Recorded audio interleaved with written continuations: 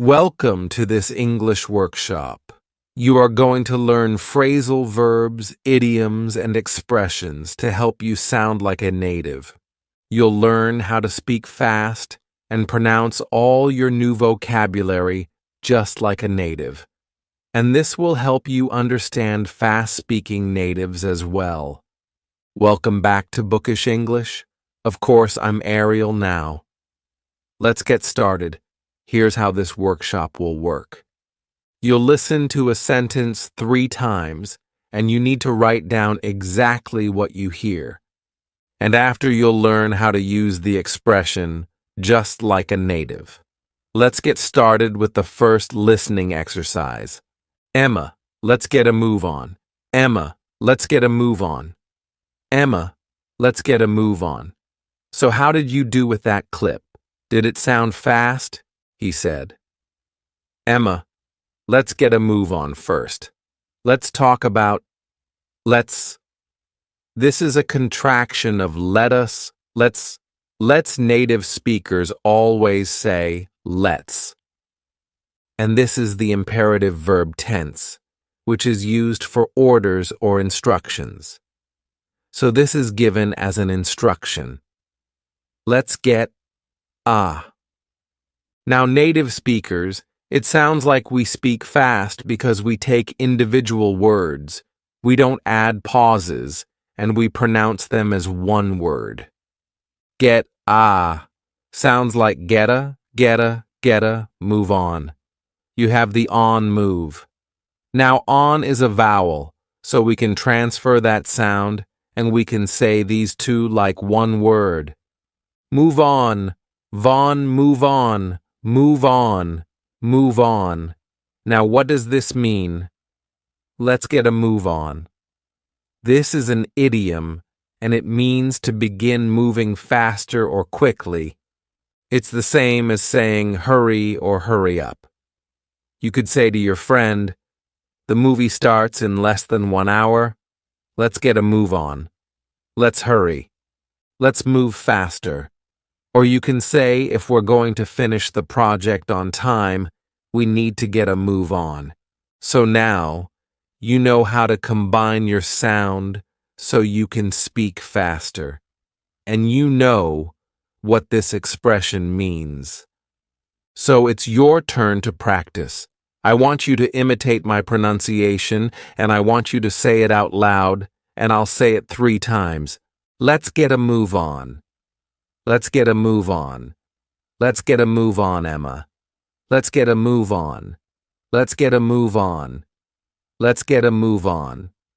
Let's try this again. I'll play the clip 3 times. Just give me a shot when you're done.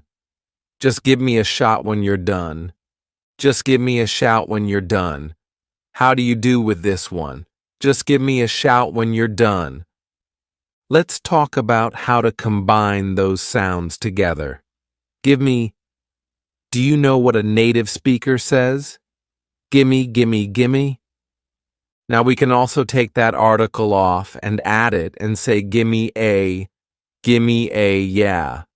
Gimme and native speakers also reduce sound, so we say them very unstressed. So instead of saying your, which is very stressed, I need to open my mouth wide. I can just say your, and the sound is unstressed. It's more my throat, your. Now let's talk about what this means. Give me a shout. What does this mean? Maybe you know what the verb to shout, which means to shout. But what about shout as a noun? Well, this simply means call me because a shout is a phone call. So give me a shout is the same as saying call me. So if I'm leaving the house or the office, I could say to the people there, give me a shout. If you need anything, I'm leaving, but call me if you need anything. Give me a shout. This is commonly used with a when clause. Give me a shout when you land. So notice when plus present. Simple. When you land, give me a shout. When you land, call me when you land. In this case, it was, give me a shout. When you're done, you are done. So to be done, this means to be finished. So this means the task is complete. I could text you or give you a shout and say I'm done with the report. I'm finished with the report. The report is complete. I could also say I'm done working on the report. So notice you need your gerund verb. I'm done working on the report. Or I could simply say I'm done. So now it's your turn to practice. I'll say it 3 times and I want you to repeat it out loud. Just give me a shout when you're done. Just give me a shout when you're done. Just give me a shout when you're done. So, if he pops out, give me a shout. I'll give you a shout when we're done. Let's try this again. I'll play the clip 3 times. Sorry, give me a sec. Sorry, give me a sec. Sorry, give me a sec. How'd you do it? This one? I'm sorry, give me a sec. This should have been easy for you because you just learned gimme, and give me a gimme a. Now what does suck mean? Give me a suck. What's a suck? It is short for second. We take the word second and we shorten it to suck. Notice that K sounds suck. Give me a SEC. Give me a SEC. We use this to say give me a short period of time. So that might be a few seconds or it could also be a few minutes. I could say give me a SEC to find your file. And then I take hopefully just 3 to 5, maybe 10 seconds to find your file, and you're waiting. Give me a SEC to find your file. This is commonly used to get someone's attention to and to ask if they have time right now. So you could knock on my door and say, Ariel, do you have a SEC? So you're asking me, do you have a few minutes? Do you have a few seconds? Do you have a SEC? Or maybe you could text your colleague and say, where are you? The meeting started 5 minutes ago. And then you reply back and say, I'll be there in a SEC. I'll be there in a short period of time. Now it's your turn to practice this one. I'll say it 3 times. I'm sorry, give me a SEC. I'm sorry, give me a SEC. I'm sorry, give me a SEC. I'm sorry, give me a SEC. Do you have a SEC? I'll be there in a second. Let's try this one more time. I'll play the clip 3 times, and I still haven't figured it out. And I still haven't figured it out. And I still haven't figured it out. Did this one sound fast to you? It was pretty fast, he said. And I still haven't figured it out. Again, it sounds fast because we're taking individual words and combining them together. Figured it out. Sounds like figured it out. So you need to take the end sound from one word and transfer it to the next. Figured it out, and then it has to sound like one word. Figured it out, figured it out. Figured it out, figured it out. To figure something out. Most students know what this means. It means to understand or solve something. As a question I could ask you, have you figured it out now? I can also add yet. Have you figured it out yet? This is in the present perfect verb tense.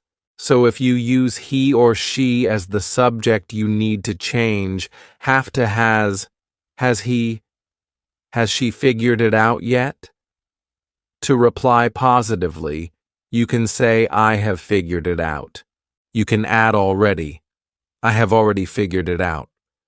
And then for he or she has already figured it out. When you reply positively, this is a completed past action, but there's a result in the present. So maybe the result is so, now the client won't fire us because I figured it out. I've solved the issue or the problem, but in the clip it was negative. I haven't figured it out. And then you can add yet at the end for he or she you need hasn't, which is the contraction. He hasn't figured it out yet. This shows that it's an ongoing process. You're still trying to figure it out. But did you notice that the speaker said, I still haven't figured it out? So the speaker didn't use yet. They used still, and notice that placement. It's subject.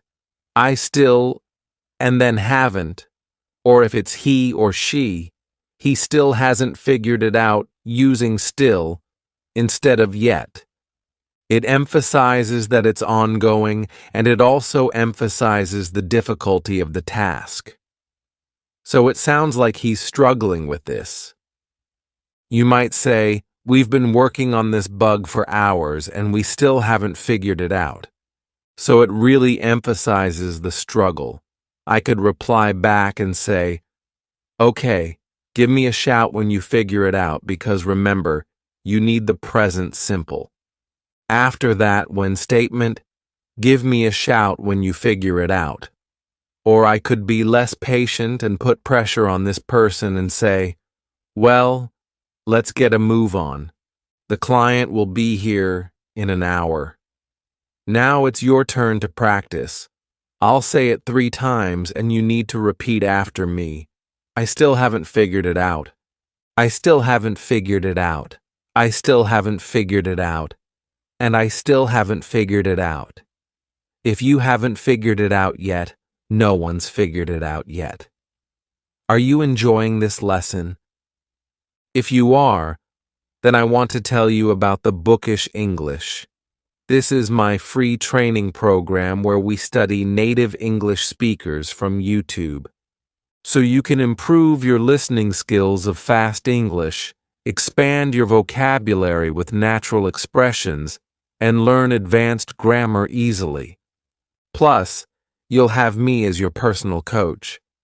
You can look in the description for the link to learn more, or you can go to my website and click on Finally Fluent Academy. Now let's continue with our lesson. Amazing job. Now let's complete another listening exercise. It was a cakewalk. It was a cakewalk. It was a cakewalk. Did you get this one? I said it was a cakewalk.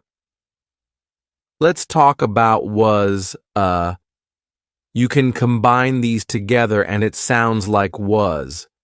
So notice I'm linking the sounds and I'm taking that was, but it's a voiced sound. So I'm going to transfer that sound to AW. So you hear SA was it was a cakewalk. It was a cakewalk.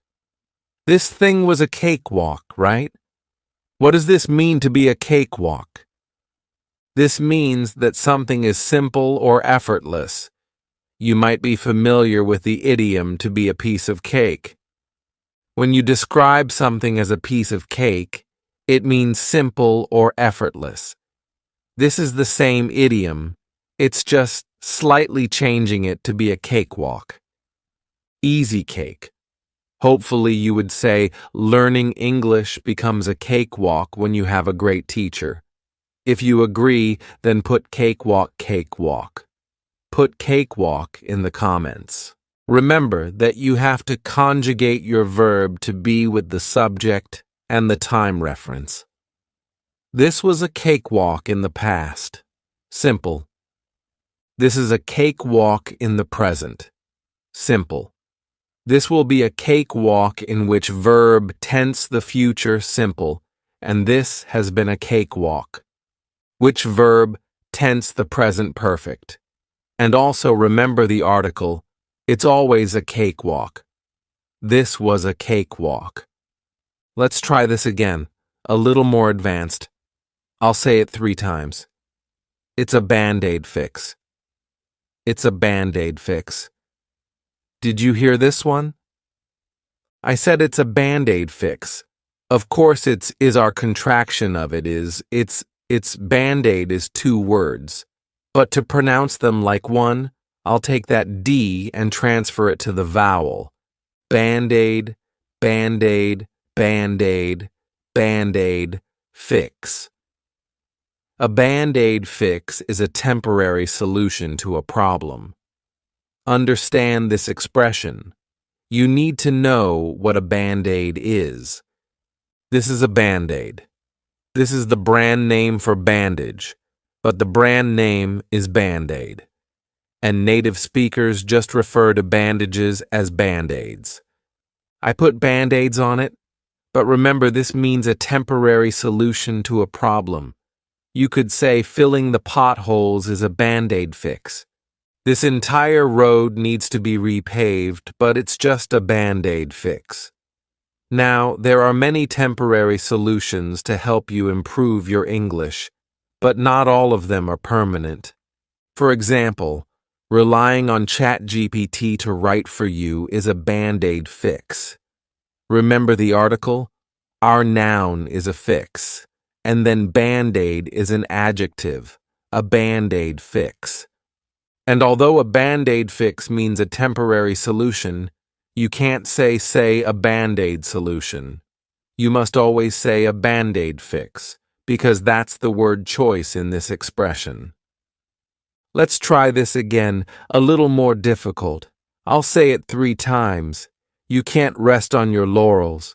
You can't rest on your laurels. You can't rest on your laurels. Did you get this one? I said you can't rest on your laurels. Native speakers often pronounce T as a flap T, which means we don't push out that puff of air because it forces us to take a pause. You can't. So I don't say you can't. I say you can't. You can't restin'. So here you hear that T because I'm linking the 2 words together and I'm transferring the T sound onto the vowel restin'. Restin', restin'. Your is pronounced in spoken English as an unstressed your. You can't rest on your laurels. This could be a hard word to pronounce depending on your native language because we have an R and an L lore, OLS, lore, OLS. So divide the sounds and tell you're comfortable with each sound lore, OLS, and then you can pronounce it as one. Laurels. Laurels. The expression is to rest on your laurels. We use this to say that you shouldn't become too comfortable or stagnant with past achievements, past successes. You should set new goals. You should push yourself further. You shouldn't rest on your laurels. For example, the author wrote an international bestseller but then rested on her laurels. So she had a past accomplishment, past success with this international bestseller that she wrote. But because she rested on her laurels, it means that she didn't set new goals. She didn't push herself further, so she didn't write anything after that international bestseller. She just remained successful based on her past success, but didn't achieve any new success. Let's think about this in a language learning context. Maybe you have a past success with a high score on an exam. It's amazing that you got a band 9 on your IELTS last year, but you can't just rest on your laurels. So this sounds like after your amazing accomplishment, your band 9, you stopped trying to improve. You stopped trying to improve even more. You just rested on your laurels. You had that past success and you thought you were done with language learning, which of course isn't the case. So to help motivate this friend who's resting on their laurels, you can say subscribe to Jay for his English and keep improving, keep learning, keep growing. Don't rest on your laurels. Let's write this one more time, the most advanced listening exercise. I'll say it 3 times. I'm going out for a bit. I'm going out for a bit. I'm going out for a bit. Did you get this one? I said I'm going out for a bit. Of course, is our contraction of I'm going out again. We have that flap T because I'm not going to say out. I'm going out. I'm going out now. Many native speakers will combine all three of these together and they'll pronounce for as more of an unstressed fur, fur a bit, and again, that flat T on bit. Because I'm not saying bit for a bit. For a bit, you can still link them together even if you say for, or a native speaker commonly says fur for a bit, fur a bit. Now sometimes native speakers will pronounce the T. In this case, because it's at the end of a sentence, there's a period. So we have to take a pause anyway for a bit. For a bit. I'm going out for a bit to go out. This means to temporarily leave your current location, most commonly your home, for a bit. Is a time reference, and it means for a small amount of time. Sorry guys, I have to go out for a bit. This is a common way that someone will say they're leaving. I'm going out for a bit now. Where are they going? Well, remember it's more of a they're going out temporarily. So perhaps they're going to run errands, go grocery shopping, meet a friend, or go to the movies any small amount of time. We also commonly use this as a suggestion to say, let's leave the house and do something more interesting. We've been watching Netflix all day. Let's go out. Let's go out for a bit. Let's go out tonight. Now let's do an imitation exercise so you can practice these pronunciation changes and practice fast English. So I'll say each sentence again 3 times, and after each sentence, I want you to repeat the sentence out loud. Here we go. It was a cakewalk. It was a cakewalk. It was a cakewalk. It's a Band-Aid fix. It's a Band-Aid fix. It's a Band-Aid fix. You can't rest on your laurels. You can't rest on your laurels. You can't rest on your laurels. I'm going out for a bit. I'm going out for a bit. I'm going out for a bit. Amazing job. Now let's complete another listening exercise. It's not a big deal at all. It's not a big deal at all. It's not a big deal at all. Did you get this one? I said it's not a big deal at all. It's a contraction of it is not a. We can combine these together, but notice we have a T between 2 vowels. So a native speaker is going to pronounce that as a soft D and say, nada, nada. It's nada. It's nada. Big deal. And then we can do the same with act with that T, and then I can put them together, and then I'll pronounce that T as a soft D. And it sounds like add, all at all. It's not a big deal at all. Let's talk about what this means to be a big deal. This describes something that's important, serious, or significant. We use this in both positive and negative situations. For example, when you do something and the consequences are serious in a bad way, getting caught plagiarizing is a big deal. You could be expelled. So here the consequences are serious in a negative way. You could be expelled, which means permanently removed from your school. Is that big of a deal? Yes, it's a big deal. But we also use this in a positive way. Getting a promotion is a big deal. You can finally buy a house. So here the promotion is important and significant for the impact it will have on your life. It's a big deal. No big deal. It's a huge deal. Now remember, our example was in the negative. It's not a big deal at all. So we can use this in 2 ways. First, to say that something isn't serious, significant, or important. Important, for example, Missing the party isn't a big deal. Your friend will understand. So the consequence of that action, missing the party, isn't very important or significant or serious. It's really not a big deal. It's not a big deal.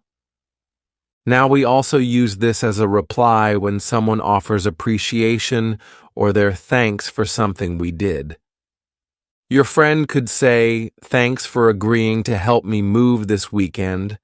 I really appreciate it." And you can reply back and say, "It's not a big deal at all. I'm happy to help." Now, if you want to sound really American and casual, you can reduce that entire sentence to 2 words. No biggie, no biggie. So no biggie represents it's not a big deal. No biggie, no biggie. It's really common with native speakers in a casual, informal way. So I could show my appreciation to you and say, "Thank you so much for liking this video and subscribing." Don't forget to do those 2 things, and then you can reply back and say, "No biggie, no biggie. It's not a big deal at all. I'm happy to." So put that in the comments. No biggie, no biggie, no biggie. Put that in the comments. Let's try this again. I'll say it 3 times. So what are you into? So what are you into? So what are you into? I said. So what are you into? What are can combine together, and that are can sound very reduced. What are, so in, so basically, I'm forming a contraction in spoken English. Although this does not exist as a contraction is what we do in spoken English. So, what are you can become more of an unstressed yeah or yeah, almost identical in pronunciation. What are ya into? So you can take into and change it to inte. I didn't do that personally, but many native speakers do, so be prepared to hear to as ta. So what are you into? What are you into? This is a casual way to ask someone about their interests or preferences, so definitely add this to your vocabulary. It will help you sound like a Native American speaker. So what exactly are you into, Jesse? To reply, you can say, I'm to be into I am, I'm into plus a noun. I'm into music, art, yoga, photography, hiking, biking, or whatever other activity that you're into is also very common to answer, what are you into? Just with a verb of preference and simply say, I like music, I love yoga, I adore photography, or whatever your interest or preference is. So what are you into? What about you sleeveless? What are you into this again? I'll say it 3 times. Can we play it by ear? Can we play it by ear? Can we play it by ear? Did you get this one? I said, can we play it by ear? Can is an auxiliary verb. It's there to ask the question. When is an auxiliary verb? We pronounce it as kin, unstressed, because the main verb is what you hear. Play. Can you play? Can you play? We can combine play and it together. I'll take that Y and I'll use it to connect. Play it yet. Play it, play it. But you say it as one word. Can we play it by ear? Do you know what this means? When you play something by ear, it means that you make decisions as they happen rather than planning in advance. If your friend or spouse asks you, what should we do this weekend? And you don't want to make plans, you just want to decide as it's happening. So you wait until dinner to decide what you're going to have for dinner, rather than planning it in advance the day before. You can say, let's just play it by ear. Let's just play it by ear. You're right. Let's play it by ear. Or someone asks, What are you going to do on vacation because they know you have a vacation planned? You can reply back and say, we have a few tours planned, and we'll play the rest by ear. The rest being the rest of your vacation. We'll play the rest by ear. We'll decide what we want to do in the moment, based on how we feel, based on where we are, based on the situation, rather than deciding in advance. What about you? When you're planning a vacation, do you prefer to have a full itinerary, which means every day all the activities you're going to do on that day are decided in advance? That's a full itinerary. Or do you prefer to play it by ear? No plans? You're just going to decide what to do based on how you feel. Or perhaps number 3, a little bit of both. So put in the comments. Your preference? 1 to 2 or 3. For me, I would probably choose number 2 just to play it by ear. I like being more spontaneous, but my husband, Kevin, he is definitely a full itinerary person, which I learned the first time we planned a vacation together. So now we do number 3, we do a little bit of both. So we both are satisfied. What about you? Share yours in the comments. I don't know. Play it by ear. Why? Let's try this one more time. I'll say it 3 times. Turns out I bought a knockoff. Turns out I bought a knockoff. Turns out I bought a knockoff. Did you get this one? Maybe a little more challenging, I said. Turns out I bought a knockoff. Turns out I can combine those together and it sounds like. Turns out. So I'm using that S to glide to the next word, but I say it as one word. Turns out, I bought a, so bought is pronounced bought, so I can combine those together. Bada bada. Just like gotta native speakers commonly say gotta. Well, you can do the same thing with bada bada bada knock. The K is silent and off because they go together. Knock off. It's one word. I'm going to use that knock. Cough, cough. So I'm going to pronounce the final K on knock, and I'm going to pronounce it on off, knock off, knock off. Let's talk about what this means. Turns out to turn out, this is an extremely common phrasal verb and is used in many expressions in daily speech, so definitely add it to your vocabulary in this context. Turns out is used to say that something is surprising or unexpected, so I did not expect this situation. Turns out it was spam. So let's say you were supposed to work late tonight and you knew about this last week. You've planned your entire week to work late today. You've made plans and arrangements. But then your boss says, oh, actually, you don't have to work late tonight. We finished the project. So you can say, oh, turns out I don't have to work late tonight because it's unexpected. It's surprising. It's not what you thought. Turns out grammatically there should be a subject here. It turns out I don't have to work late tonight. But this is called a dummy subject in English, where the subject, it doesn't actually represent anything, is just the existence, the situation.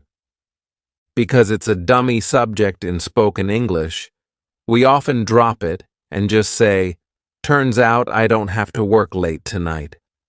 But in written English, a subject is required grammatically. Let's talk about a knockoff. What is this? Because turns out I bought a knockoff. What's a knockoff?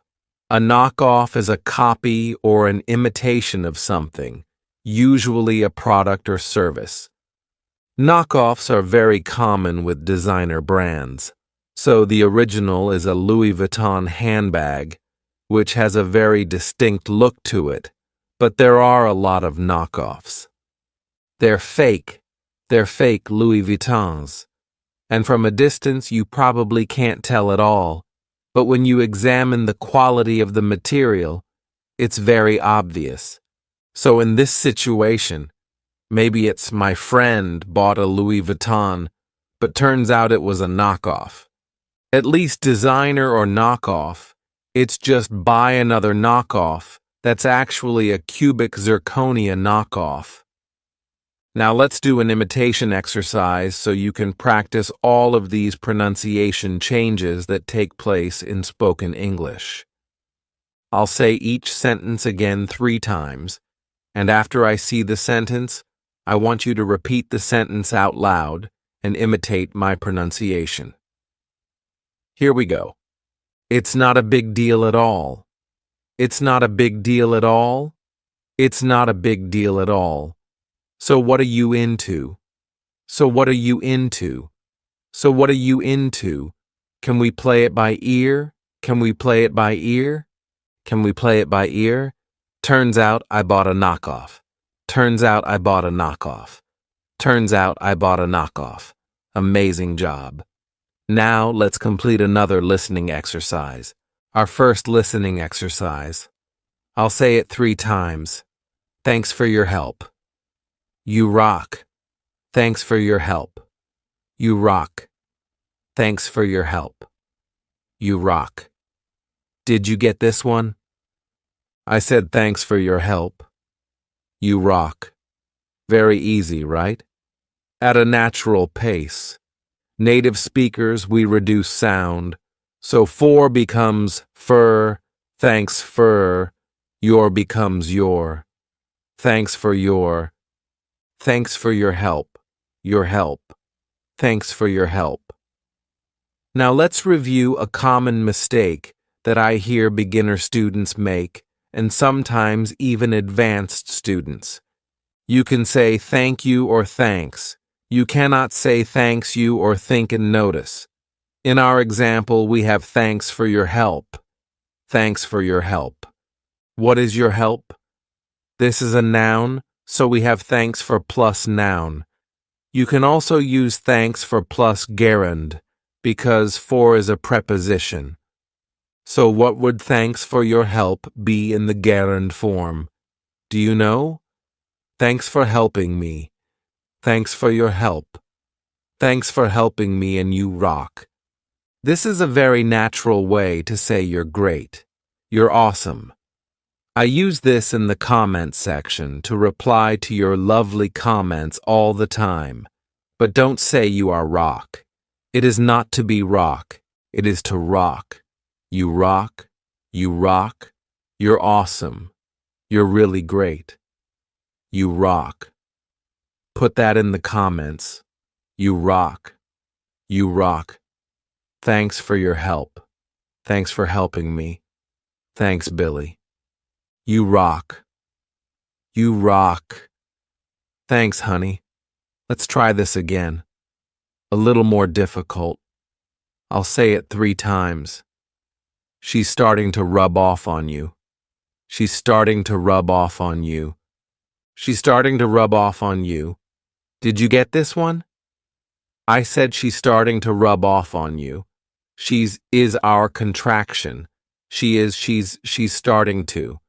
So instead of to, you can use an unstressed tub.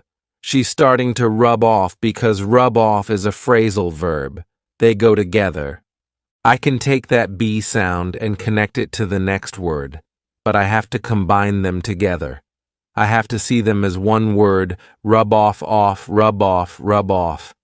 I can also take that on and add it together. So I'm saying those 3 words as one rub off fawn. So here I'm taking the F from off and I'm adding it to on fawn, rub off fawn, rub off on you. What does this mean? To rub off on someone is when someone's behavior or personality affects someone else. Let's take Janice and let's say Janice loves helping other people. Now let's say Fernando spends a week working with Janice and now Fernando starts helping other people. You could say Janice rubbed off on Fernando. Here we have it. In the past, simple rubbed off on Janice, rubbed off on Fernando.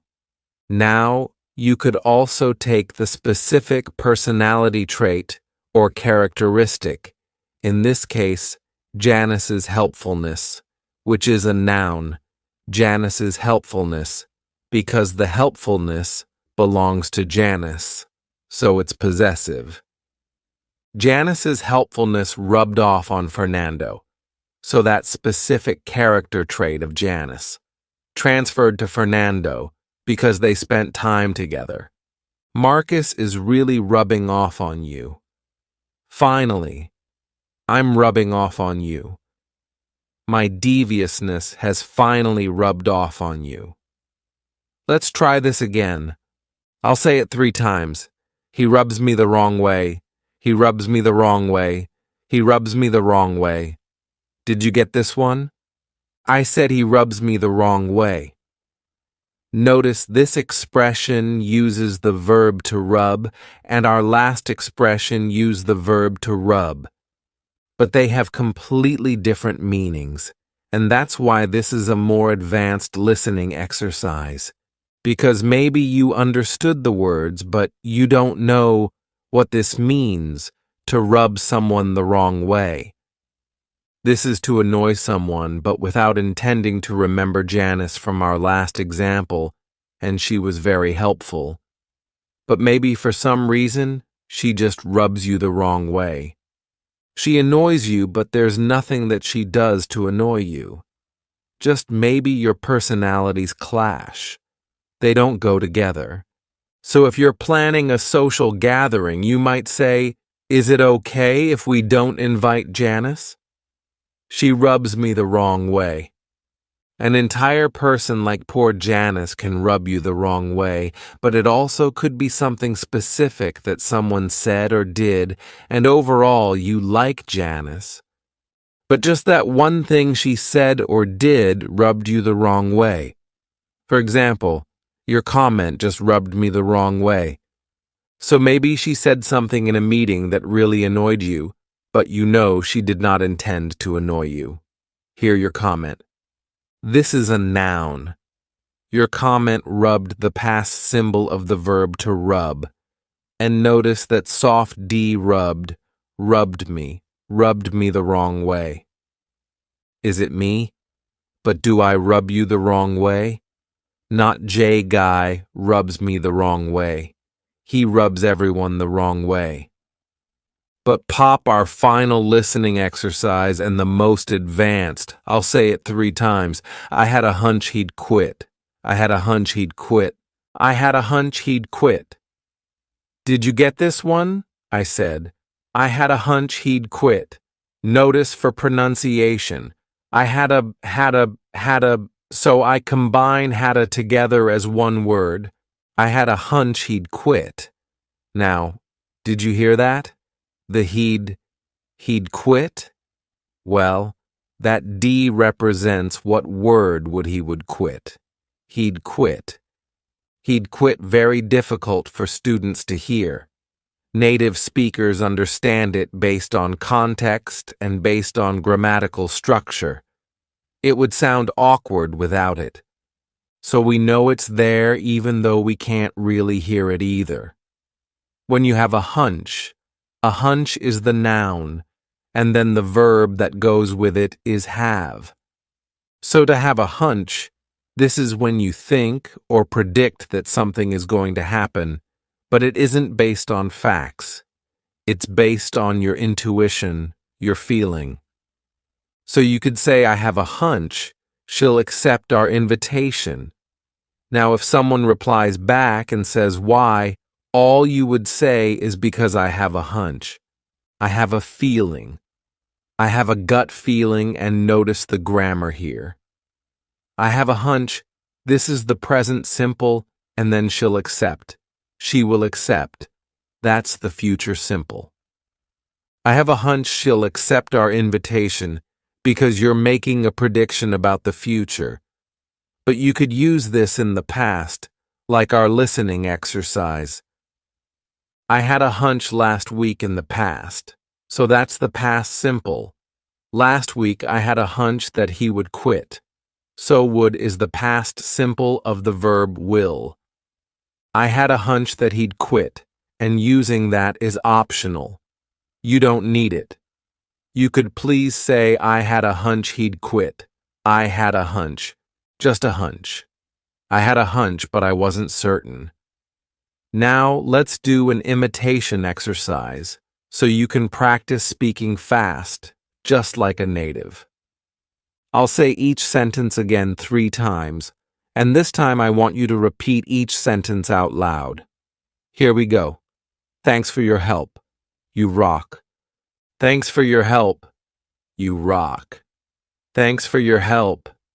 You rock. She's starting to rub off on you. She's starting to rub off on you. She's starting to rub off on you. He rubs me the wrong way. He rubs me the wrong way. He rubs me the wrong way. I had a hunch he'd quit. I had a hunch he'd quit. I had a hunch he'd quit. Amazing job. Now let's complete another listening exercise. Are you all set? Are you all set? Are you all set? I said, are you all set?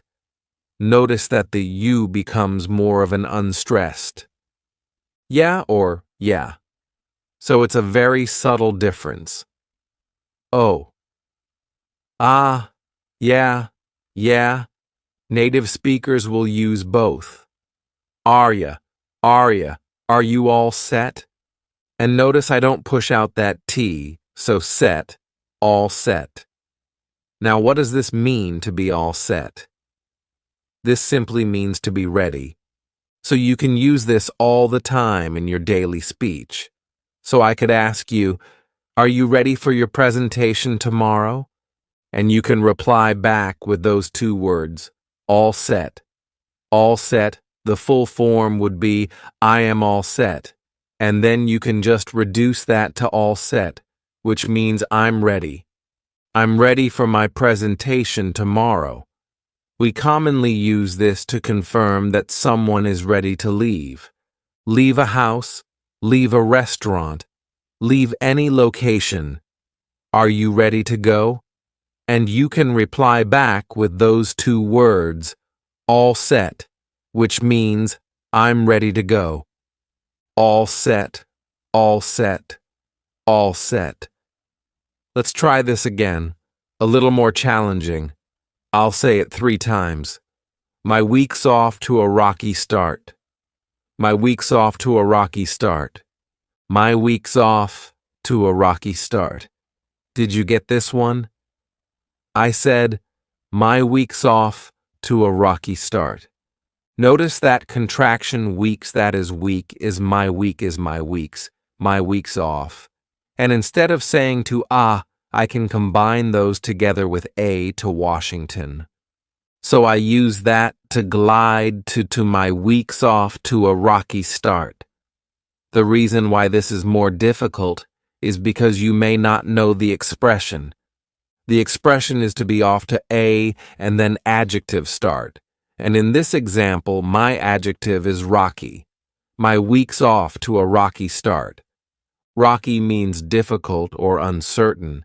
He and I got off to a rocky start. All right, sure, tonight got off to a weird rocky start. We often use this adjective rocky to describe relationships. It could be a romantic relationship, a relationship with family or friends, or a relationship with your boss or coworker. Your friend might come to you upset and say, our relationship is a little rocky right now, and she wants your advice. But remember, you can use any adjective with this expression, so hopefully you'll use a +1. My week's off to an amazing start, and notice, because my adjective starts with a vowel, my article becomes, and an amazing start off to a great start. So we're off to a good start, and you can use this expression as a reply to how's your week going. So why don't you practice this right now? How's your week going? And I want you to put in the comments, my week's off, to an adjective start. And you choose the adjective. Put that in the comments and hopefully it's a positive adjective. Let's try this again. I'll say it 3 times. What do you have on the go today? What do you have on the go today? What do you have on the go today? Did you get this one? I said. What do you have on the go today? Have you heard that native speakers pronounce? What do you as Wadia? Wadia? We combine all those sounds together, Wadia. An alternative is whatcha, whatcha. And I use both of them equally. So it's important that you know both of them as well. And this question is how a native speaker will commonly ask, what are you doing today? So the expression is, have on the go. What do you have on the go today? What are you doing today?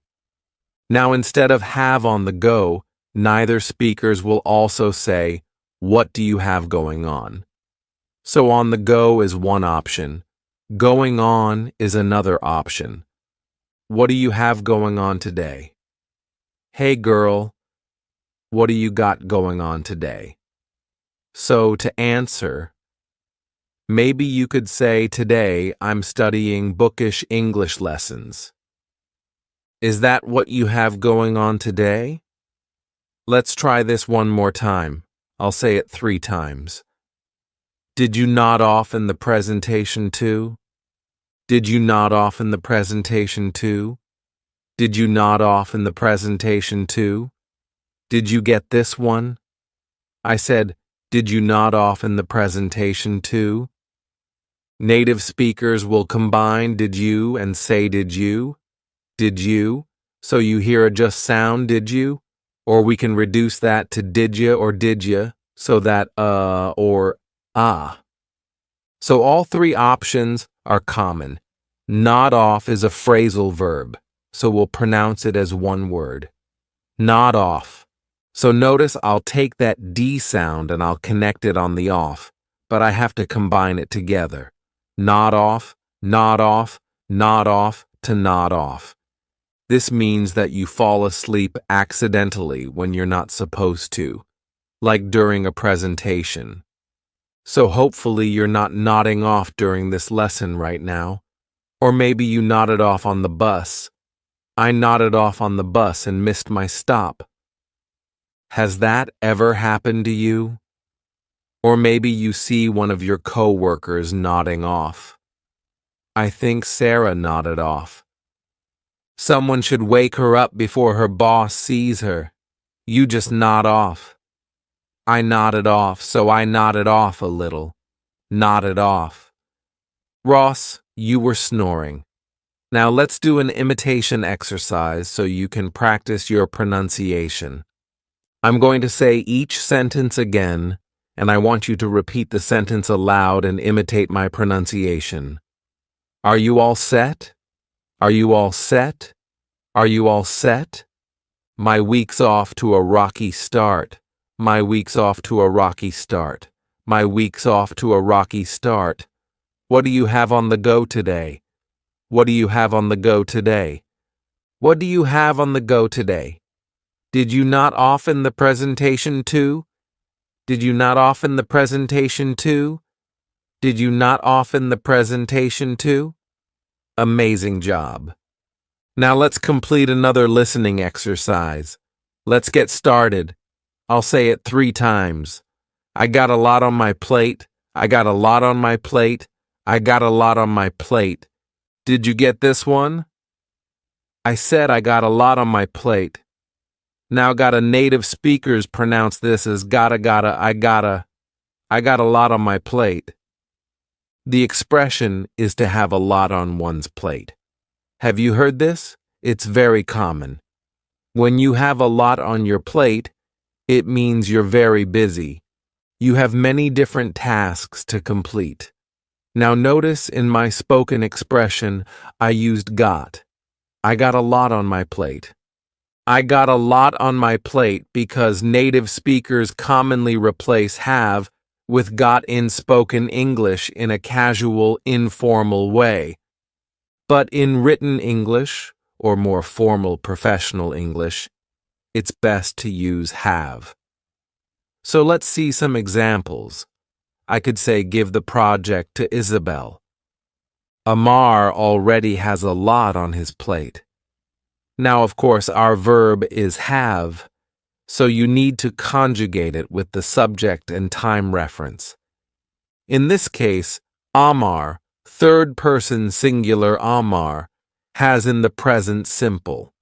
And notice Amar has a lot on his plate because the expression requires a possessive his plate. We also use this expression to talk about a time we were busy in the past, so you have to conjugate that verb. We had a lot on our plate because the subject is we. So now I need our plate.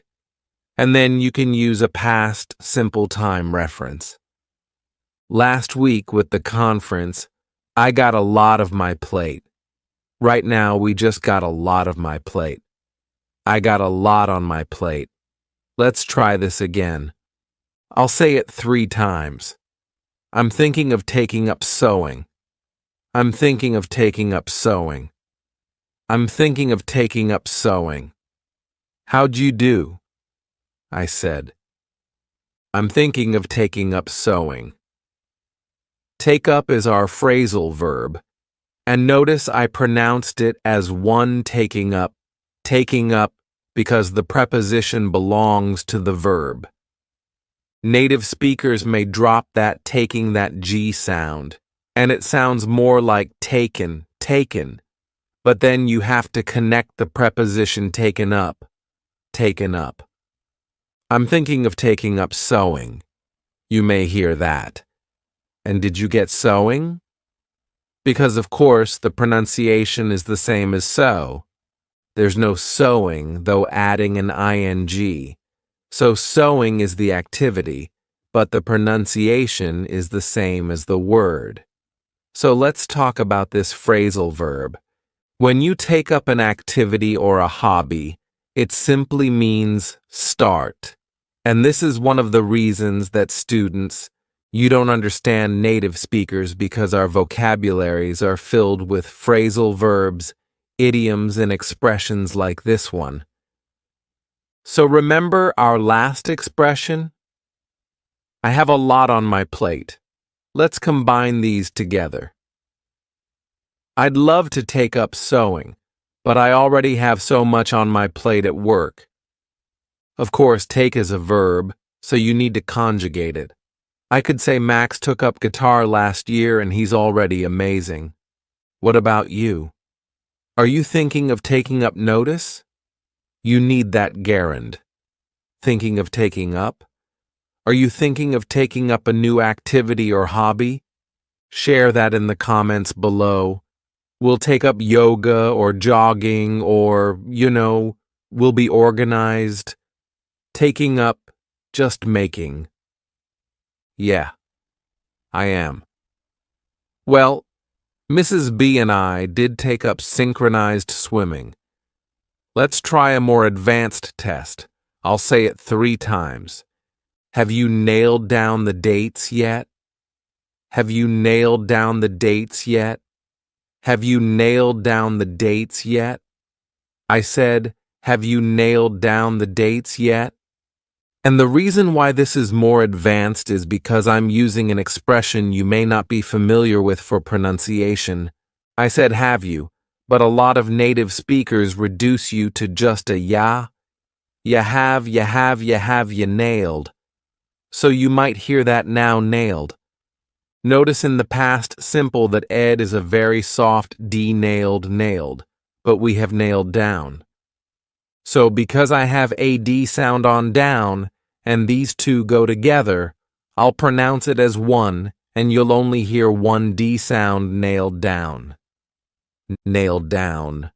So it's pronounced exactly the same as nail down, but if you say it together, that D is used for both.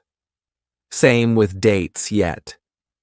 Notice how that blends into the for yet dates yet, and it sounds like one word, dates yet dates.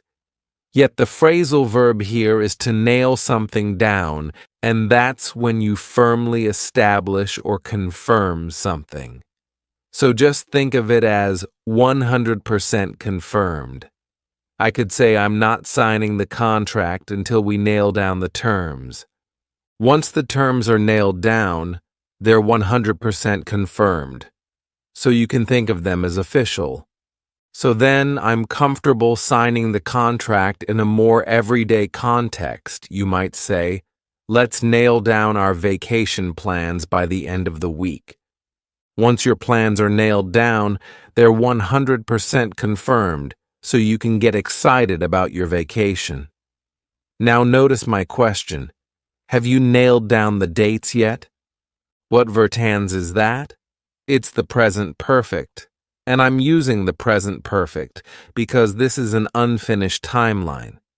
If the person says no, it's still possible for them to nail down the dates to confirm the dates because it's unfinished. To reply, you can say no, not yet, because we use yet with the present perfect. No, I haven't nailed down the dates yet. Or you could say, yes, I nailed down the dates. Pass, simple to show a completed pass action. Or you could say, yes, I have nailed down the dates. This is the present. Perfect. It's a completed pass action with a result in the present. Once we nail down our mission, I'm just nailing down the specifics. I'll nail it down this week. Let's do one more, even more advanced. I'll say it 3 times. You can't dodge his calls forever. You can't dodge his calls forever. You can't dodge his calls forever. Did you get this one? I said you can't dodge his calls forever. Now notice can in spoken English. I'm not going to pronounce that hard. Can't with the T. You can't dodge. Notice here the D is silent, the middle D, dodge, dodge his calls forever. Now what does dodge mean to dodge? This is when you purposely avoid or ignore. So he's calling, but I'm not answering. I'm purposely ignoring it. I'm dodging his call. So to you, I might say you can't dodge speaking in public forever. You can't purposely avoid it or ignore the activity. At some point, you just have to do it. Now notice I use dodge speaking because you can dodge something, his call, or you can dodge doing something. So the verb in ing dodge speaking, we sometimes use this in a more positive way. I might say, great job dodging that question. So maybe you were asked an inappropriate question in an interview or a meeting, but then you strategically avoided answering that question. So I might say, great job dodging that question. She's touching calls. Or why have you been dodging my calls? She's dodging my phone calls. Now let's do an imitation exercise. I'm going to say each sentence again 3 times, but I'm going to leave enough time for you to repeat the sentence out loud and imitate my pronunciation. Let's do that now. I got a lawn on my plate. I got a lawn on my plate. I got a lawn on my plate. I'm thinking of taking up sewing. I'm thinking of taking up sewing. I'm thinking of taking up sewing. Have you nailed down the dates yet? Have you nailed down the dates yet? Have you nailed down the dates yet? You can't dodge his calls forever. You can't dodge his calls forever. You can't dodge his calls forever. Amazing, John. Now let's complete another listening exercise. Looks like we're back to square one. Looks like we're back to square one. Looks like we're back to square one. I said, looks like we're back to square one. Did you get that one? Let's talk about the pronunciation changes. Notice the contraction were. This is we are as a contraction were. Now notice how unstressed my pronunciation is? It sounds like we're not were. This is how native speakers say it at a natural pace. We're back, we're back. We're back. We're back too. This sounds like TA in real English. TA.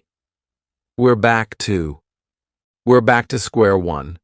We're back to square one. Now, what does this mean to be back to square one? Well, square one on a board game is the beginning of a board game. So when you're back to square one, it means you're back to the beginning and you're back to the beginning. The start, because you tried something and it didn't work, so you had a failed attempt and you have to try again.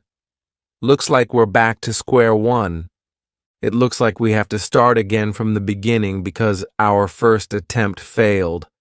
Our next listening exercise, I'll say it 3 times. I don't know if we can trust her. She's pretty wishy-washy. I don't know if we can trust her. She's pretty wishy-washy. I don't know if we can trust her. She's pretty wishy-washy, I said. I don't know if we can trust her. She's pretty wishy-washy. First, let's talk about don't know at a natural pace. This sounds like don't know. I don't know. I don't know. Don't know. I don't know. I don't know if we can notice here we can trust when can is the auxiliary verb. So it's not the main verb. We reduce this to can, and it's very unstressed sound. I don't know if we can trust.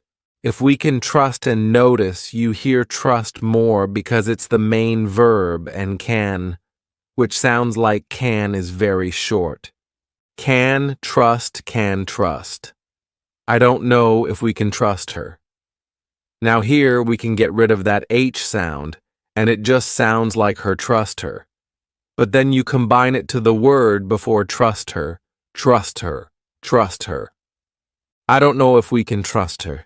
This is a contraction for she's pretty wishy-washy. What does wishy-washy mean to be wishy-washy? This is when you have no clear or consistent ideas or decisions. We generally use this as an adjective to describe someone who changes their mind, changes the decision that they make frequently. So that's why you don't know if you can trust her because she says she's going to come to your party or help you move. But because she's wishy-washy, tomorrow she might change her mind and say, "Oh, actually, I'm not coming to the party," or "I'm not going to help you move."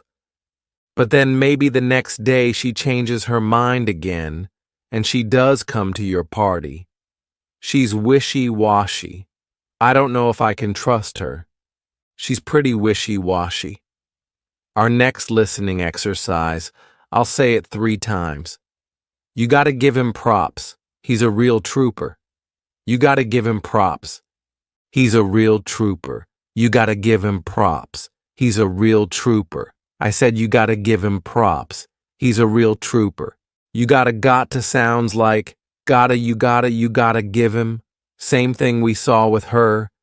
Get rid of the age and it will sound like him, but you can combine it to the word before give him. You gotta give him props. This is a contraction. He's a real trooper.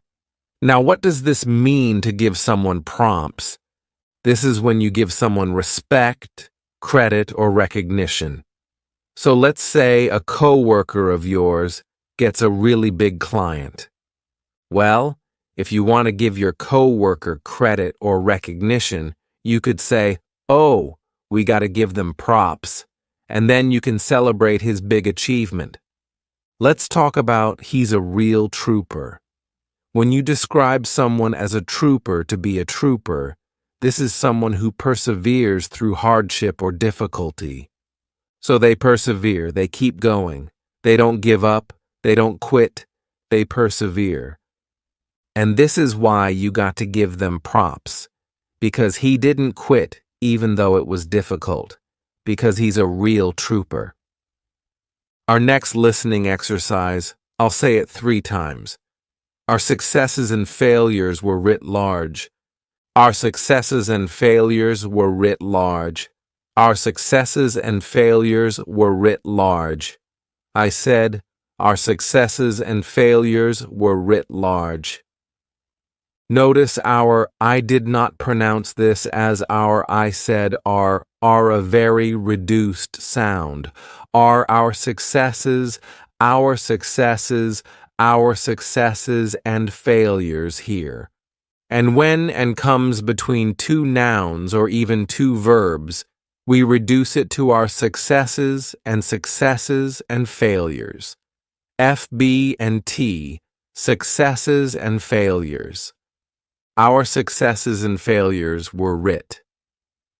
Did you spell this, starting with AR or with AW?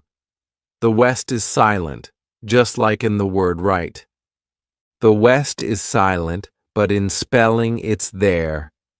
In pronunciation, it isn't writ large. What does writ large mean? This is an adjective that simply means to be very obvious. So our successes and failures were very obvious. Why is that?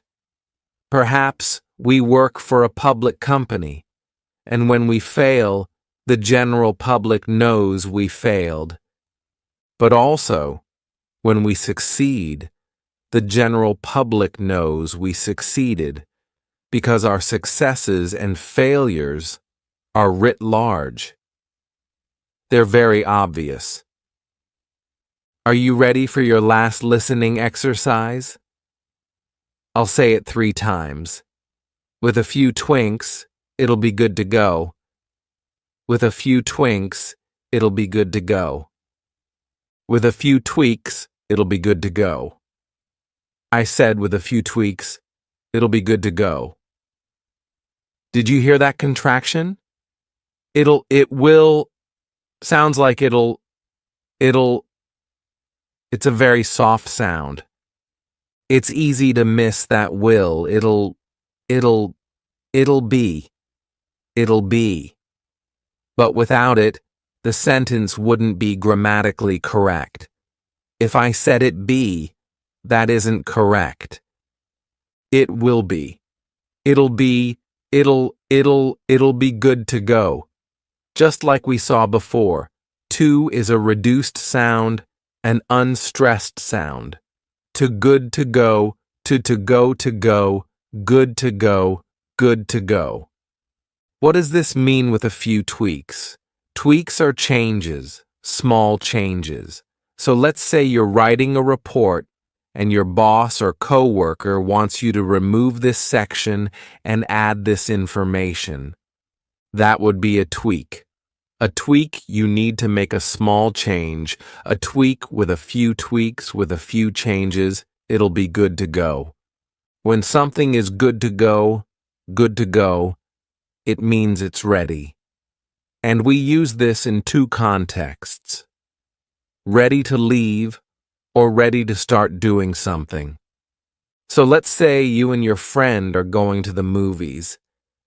Your friend could text you and say, "Good to go. Are you ready to leave?" And in this case, it could be, "Are you ready to leave your house to meet me at the movies?" Good to go. Good to go. We use this a lot as native speakers. In this context, it'll be good to go. Something can also be good to go in the context of it's ready to start doing something. For example, the new website will be good to go on Monday, which means the new website will be ready to start doing something, ready to start receiving visitors, ready to be available to the public. The new website will be good to go on Monday. Now the new website as a subject is it. So if you already know you're talking about the website, you can say it'll be good to go. Now, let's do an imitation exercise so you can practice these natural pronunciation changes and practice these new expressions. I'll say each sentence again 3 times in a row, and I want you to imitate my pronunciation. Try to say it just like me. Get all those pronunciation changes. And I want you to say this out loud so you can do this as many times as you like to practice. Looks like we're back to square one. Looks like we're back to square one. Looks like we're back to square one. I don't know if we can trust her. She's pretty wishy-washy. I don't know if we can trust her. She's pretty wishy-washy. I don't know if we can trust her. She's pretty wishy-washy.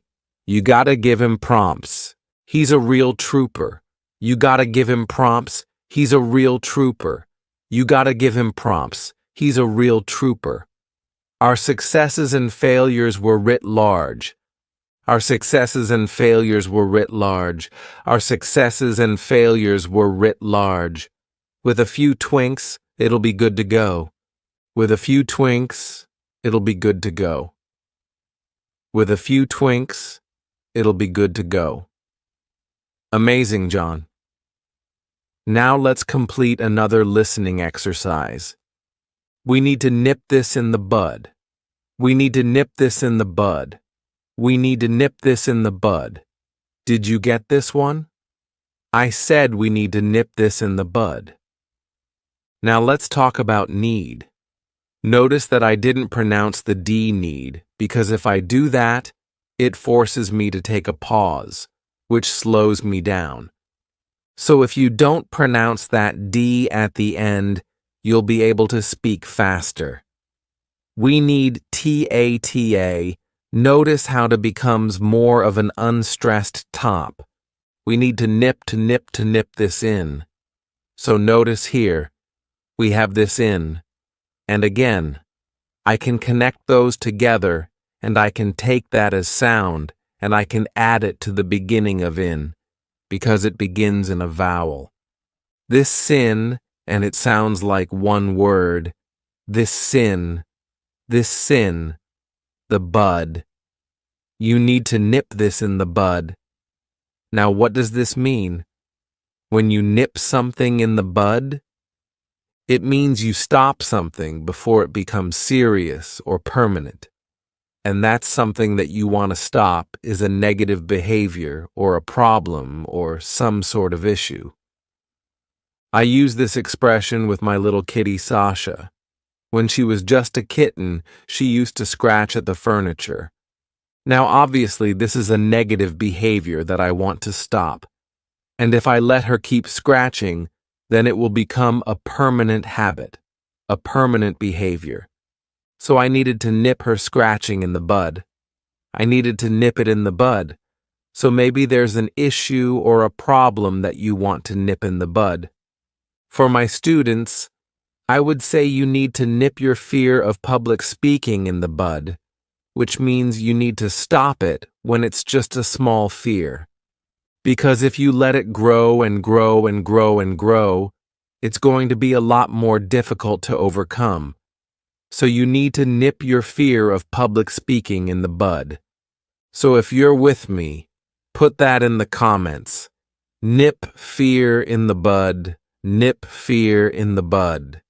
Put that in the comments, and I certainly hope that my channel and these lessons help you do that. I just want to nip any problems in the bud, and I nip this thing in the bud. Going to nip this thing in the bud. You need to nip this in the bud. Let's try this again with another listening exercise. I'll say it 3 times. Don't blow his comment out of proportion. Don't blow his comment out of proportion. Don't blow his comment out of proportion. Did you hear what I said? I said don't blow his comment out of proportion. Don't is a contraction of do not don't. It will help you speak faster. And again, drop that T so you don't take a pause. Don't blow. Blow is blow. is. So notice on his, I drop that H, and I combine those two together. Don't blow his comment out of, you can reduce those into one sound. ODA, don't blow his comment out of proportion. You're blowing this way out of proportion. Now let's talk about the meaning here. When you blow something out of proportion, you make an event or a problem seem more serious than it is in reality. So let's say you have a job interview and it's going to be in English. But remember, you nipped fear in the bud, so you're not afraid to speak in public, right? But imagine that you didn't nip fear in the bud and you're stressing and you're anxious and you're nervous, but the event is going to a job interview in English, and you make it seem like this big, terrible, scary event. So you could say, don't blow it out of proportion. Or if you're telling a friend how nervous you are about this job interview, your friend could say to you, you're blowing this way out of proportion. Now notice here I added way out of proportion. It's very common to add way to make it sound stronger. So to emphasize it, you're blowing this way out of proportion. Blow it way out of proportion. You're blowing this way out of proportion. Let's try this again. I'll say it 3 times. My client really chewed me out. My client really chewed me out. My client really chewed me out. How'd you do it? This one, I said, my client really chewed me out. Now let's talk about chewed. Notice this is an adverb, a past simple verb, but the pronunciation is a soft D, chewed the now again. We can drop that sound when we're connecting it to other words, so you don't really hear it. My client really chewed me out. And notice how I take me out and I combine them together. Now I use a soft ya sound to combine 2 vowels me out, ya out. So I add a yay in front of out, ya out, but I combine it with me so it sounds like one word, meow, meow. So you don't hear it when you're speaking at a fast pace. But if you slowed it down, you would hear the very slight ya in front of out. My client really chewed me out. Your boss just chewed me out.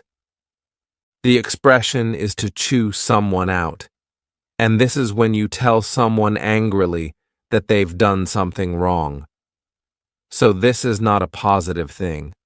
Now notice the difference between these sentences. I chewed my assistant out. The client chewed me out. So notice the difference in the first one. I chewed my assistant out. I'm giving the angry comments. The second one, my client chewed me out. I'm receiving the angry comments now. Sometimes my students, maybe even you, sometimes my students chew me out in the comments section. They tell me angrily that I've done something wrong in the video, so please don't chew me out. But that in the comments, I won't chew you out. I won't chew you out, please. Don't chew me out. It's not very pleasant to read negative comments, so don't do it. Chew me out about something more like chewed out. I've been chewed out before. Wanted me to chew you out. Let's try this one more time. I'll say it 3 times. We're not laying anyone off. We're not laying anyone off. We're not laying anyone off. Did you get this one? I said we're not laying anyone off. Now notice where this is a contraction we are, and notice how unstressed it is where we're not. We're not. Now as a contraction, you could also say we aren't. So both of those contractions are common. I just chose to use where we're not. We're not laying anyone off. Now notice how I can combine anyone off. Off starts with a vowel, and anyone it ends on an N sound. So I can take that N and just add it in front of the vowel. Anyone noff anyone off, and it sounds more like one sound, to lay someone off.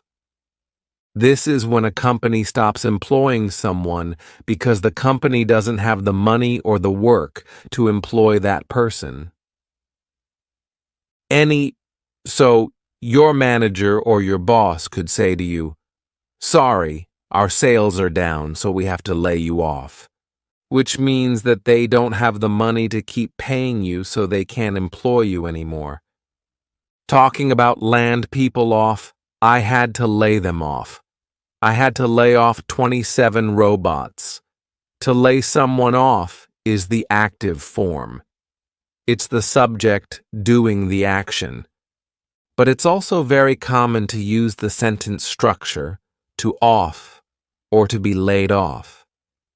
And this is when you are receiving the action. So this is when you lose your job because your company doesn't have the money or the work. And remember, we use get for the transition from not laid off, so employed to laid off. So the transition from employed to unemployed, that's to off. Now, to be laid off, that's simply talking about your current state. So now you are unemployed. I wasn't fired from my job, I was laid off. I got laid off. Wait, we're going to off. Now let's do an imitation exercise so you can practice these pronunciation changes and you can practice speaking fast, just like a native speaker. So I'll say each sentence again 3 times, and I want you to repeat the sentence out loud and imitate my pronunciation. Here we go. We need to nip this in the bud. We need to nip this in the bud. We need to nip this in the bud. Don't blow his comment out of proportion. Don't blow his comment out of proportion. Don't blow his comment out of proportion. My client really chewed me out. My client really chewed me out. My client really chewed me out. We're not laying anyone off. We're not laying anyone off. We're not laying anyone off. Amazing job. Now let's complete another listening exercise. They've been bickering all day. They've been bickering all day. They've been bickering all day. Did you get this one? I said they've been bickering all day. Let's talk about the pronunciation changes. Notice I have they've. This is a contraction. They've. Native speakers use contractions in spoken English almost 100% of the time. So you need to be very, very comfortable hearing the contraction because it affects the grammar of the sentence you need to have. They have been bickering because that shows the grammar, and the grammar is the present perfect continuous. So if you didn't have that, it would be grammatically incorrect. They've been bickering all day. Now notice I said been, a very unstressed been. This is how we pronounce the past participle of the verb be been in American English. I don't speak British English, but I believe in British English they pronounce it more stressed being. But in American English we don't do that. We just say been. They've been bickering all day. Now, to understand fast English outside of the classroom, you need to hear the individual words, but you also have to understand the meaning of the words. So let's talk about the verb to bicker. This is when you argue about things that are not important. The concept of bickering is extremely common and everyone does it. And we usually do it with people we spend the most time with. Our family, our spouses, husbands and wives, boyfriends, girlfriends, our close friends, our co-workers that we spend a lot of time with. Anytime you spend a lot of time with someone, It's common that you'll bicker. But it's different from fighting because when you're fighting with someone, usually there's a strong emotion involved. But when you bicker, you don't really have that emotion. It's less serious because the things you're arguing about, fighting about, are not actually important. Like I said, this can be very common in the workplace when you spend a lot of time with your coworkers. So maybe you're in a meeting and you've been discussing an issue for hours with your coworkers, but people start bickering. They start arguing about things that aren't important. You could say we didn't get anything done today because we bickered all meeting. We are getting bicker. Yeah, we bicker either. Yeah, well, we were bickering because they were bickering. Your kids are bickering. Let's try this again with another listening exercise. I'll say it 3 times. That street's pretty sketchy. That street's pretty sketchy. That street's pretty sketchy. How'd you do with this one? I said that street's pretty sketchy. Did you hear that street's the S? Well, that is the verb to be in a contraction form. The street is the streets.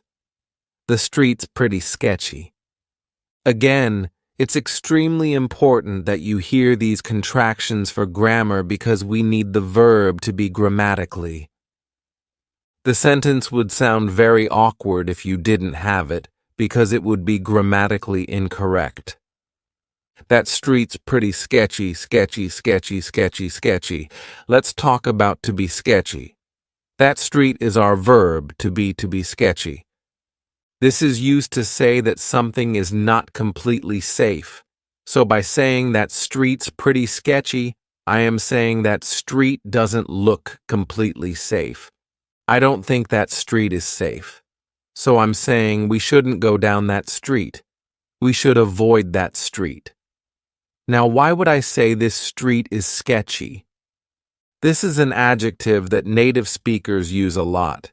If I say your street's sketchy, it's most likely because it's dark or LAX lighting.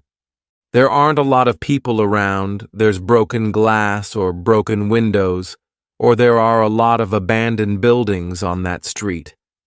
It could be all of those reasons, or it could be just one of those reasons for me to say that street doesn't look safe. That street's pretty sketchy. I could say, let's take another saint. This one looks sketchy, so I can also use the verb look sketchy, but I have to conjugate it. This street looks sketchy. Or let's say your friend or your husband or your wife came to you and said, hey, I heard this amazing business proposal today. All we need to do is invest $1,000 and we're guaranteed $100,000. And you could say that sounds sketchy. So notice here the verb is to sound sketchy, and you're saying the idea, the plan, the business proposal doesn't sound completely safe. We also use this to describe people. He's a sketchy guy, or he's sketchy. She's sketchy.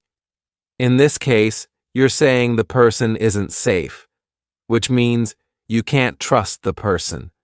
So with people, it's a way of saying, I don't think I can trust him. She's sketchy. He's sketchy. Seems a little sketchy. You're kind of sketchy. Laundry to some sketchy laundromat. Let's try another listening exercise.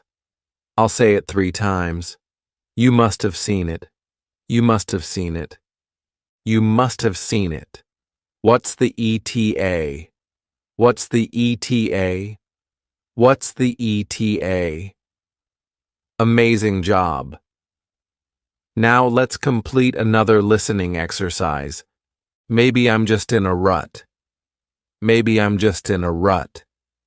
Maybe I'm just in a rut. Did you get this one? I said. Maybe I'm just in a rut. Of course I'm is a contraction. I am. And notice how an awe sounds like one word I'm in a rut. In a rut. The expression here is to be in a rut. Now you can also say to be stuck in a rut. Stuck is optional. When you're in a rut, it means you've been doing an activity like your job or a hobby or a task. You've been doing it too long and you feel like you need to change. Why are you in a rut? Same thing every day, knowing exactly what to expect. That's a rut. So let's say every day you work all day, you eat dinner, but then at night, every night you watch Netflix. That could be your rut. We watch Netflix every night. We're stuck in a rut. We're in a rut. Arena rut. So to help you get out of that rut, you just need to do something different. So you might say, let's go to the park tonight. So instead of watching Netflix, you go to the park. You enjoy the beautiful day. To help you get out of your rut, you're a rider. Ruts are normal. Let's try this again. I'll say it 3 times. My boss is stuck in his ways. My boss is stuck in his ways. My boss is stuck in his ways. How'd you do with this one? I said my boss is stuck in his ways. Notice how boss is. We see it as one word, bosses. Bosses. It's the exact same pronunciation as the plural form of the noun bosses. I have 2 bosses, but here with the verb to be. My boss is stuck in his ways. It's the exact same pronunciation, the expression to be stuck in one's ways. Notice ways is plural and it's one possessive. My boss is stuck in his ways. This is when someone is unwilling to change how they do things or how they think about things, kind of stuck in his ways. For example, my boss won't let me work remotely. He's stuck in his ways because he's too stuck in his ways. Gloria, this is good for him. So he has a specific way of thinking about how work should be done, and he's unwilling to change his thinking. Now, this same expression can also use the verb set to be stuck or to be set in one's ways, and it has the exact same meaning. You're young me, I'm set in my ways. Let's try this again. I'll say it so 3 times. Need a hand, need a hand, need a hand. This one was easy, right? I said, need a hand and notice need. Sounded like one word. Need a hand, need a hand. Grammatically, this is missing the auxiliary verb and the subject, do you need a hand? But native speakers commonly drop that and just say, need a hand. And this is the same as saying, need any help? Do you need any help? Exactly the same meaning. Now to answer and to accept that help, you could say, sure, I could use a hand. And this is the same as sure, I could use some help. Hey, tomorrow I could really use a hand in here. And if you want to request the assistance using this expression, you can say, can you give me a hand? Can you give me a hand? And this is the same as can you help me?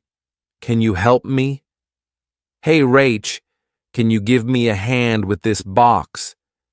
And you can give me a hand right now by liking this video, subscribing to my channel, and sharing this video with your friends. That would really give me a hand. Let's try this again. I'll say it 3 times.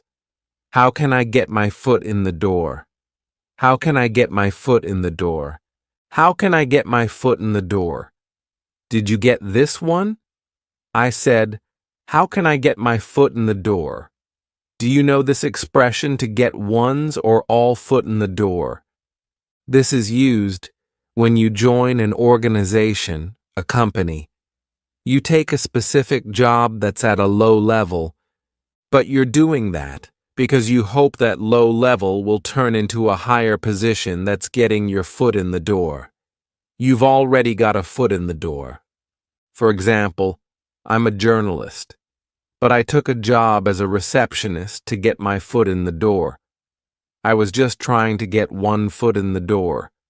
But you have to be careful with this strategy because you don't want to say, I took this job 5 years ago to get my foot in the door, but now I'm stuck in a rut. That would mean that you're still a receptionist 5 years later. So you haven't moved up. So your strategy of taking a lower position to get your foot in the door hasn't been very successful. Now let's do an imitation exercise so you can practice your pronunciation. I'll say each sentence again, and I want you to repeat the sentence out loud. Let's do that now. Maybe I'm just in a rut. Maybe I'm just in a rut. Maybe I'm just in a rut. My boss is stuck in his ways. My boss is stuck in his ways. My boss is stuck in his ways. Need a hand. Need a hand. Need a hand. How can I get my foot in the door? How can I get my foot in the door? How can I get my foot in the door? Hope you have enjoyed the lesson. Thanks for watching.